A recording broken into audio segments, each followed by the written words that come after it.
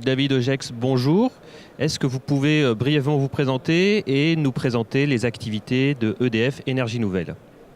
Bonjour, bonjour à tous vos auditeurs. Donc, David Ogex, je suis le directeur régional pour la partie sud de la France de toute l'activité d'EDF renouvelable. EDF Énergie Nouvelle a changé de nom, désormais on parle d'EDF renouvelable. Et donc j'ai en responsabilité le développement de la société sur principalement les technologies éoliennes, photovoltaïques et nouvellement de stockage.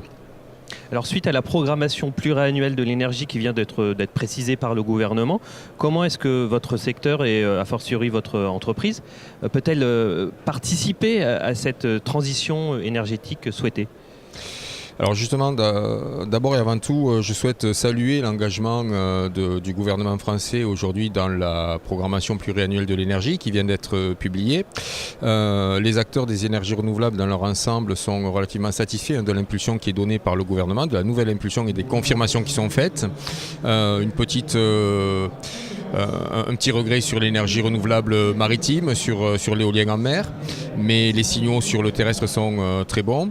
Et les sociétés comme EDF Renouvelable souhaitent contribuer à cet essor des énergies renouvelables, tant sur la production d'énergie décarbonée que sur les emplois générés par ces nouvelles formes d'énergie. Et d'ailleurs, EDF Énergie Renouvelable a déjà publié avec le groupe EDF il y a déjà un an son plan solaire, c'est-à-dire sa reconquête de l'énergie solaire partout en France avec 30 gigawatts d'objectifs d'ici 2035. Alors comment lever les freins au déploiement des énergies renouvelables pour un véritable changement d'échelle ? Alors, les freins sont effectivement nombreux. Maintenant, les opportunités existent aussi.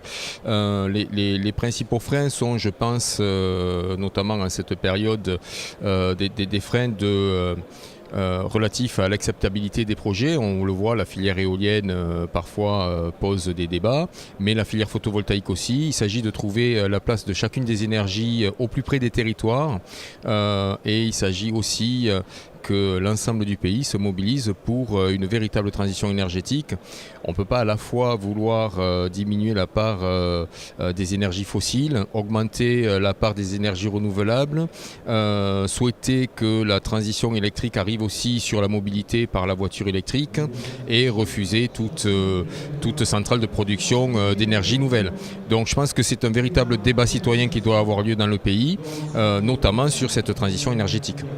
Alors vous êtes engagé en région avec des projets éoliens mais aussi solaires. Est-ce que vous pouvez nous parler de certaines initiatives que vous menez, que vous avez mis en place ici en Occitanie ? Il y a quelques initiatives effectivement, j'en citerai principalement deux. Aujourd'hui, associés au contrat de transition écologique du Gard rhodanien, nous avons pour projet d'installer une centrale solaire photovoltaïque sur l'enceinte de l'ancienne centrale thermique d'Aramon. Donc là, on est véritablement dans le sujet de la transition énergétique où cette centrale thermique est désormais à l'arrêt, va rentrer dans sa phase de déconstruction et va se voir remplacée progressivement par des moyens de production renouvelables et fera aussi place à une pépinière d'entreprise sur la transition énergétique, la transition écologique. Donc ça, c'est une des premières opérations. Le chantier de la centrale solaire est en cours. Et puis j'en citerai une autre dans l'Hérault où de la même manière on construit une centrale solaire sur l'arrière-pays sétois, sur la commune de Saint-Pargoire. Merci beaucoup David Ogex. Avec plaisir.